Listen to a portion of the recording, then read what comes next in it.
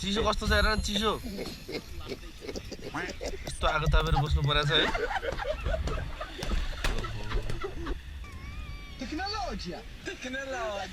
चिसो छ आमा चिसो छ है चिसो मान्नुहुन्न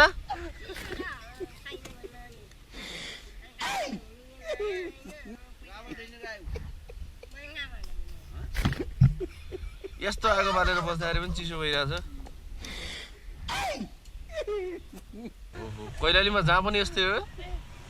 अझ फेरि यति बेला नेपालगञ्जमा घाम लागेको हुन्छ क्या नेपालगञ्जमा पनि घाम थियो आज कति 1 महिना भइसक्यो यहाँ राम्रोसँग घाम नलाग्यो है यो महिनाको 1 महिना भइसक्यो कि घाम नलाग्यो चिसोमा त चुरोट मजा आउँछ है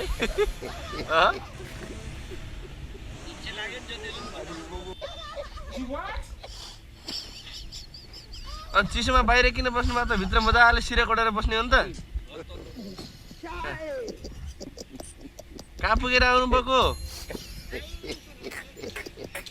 ओहो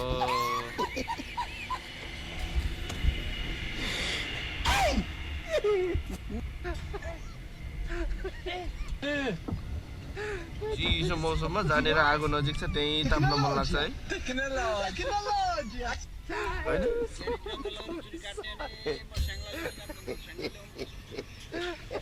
ग्यारेजमै काटौँला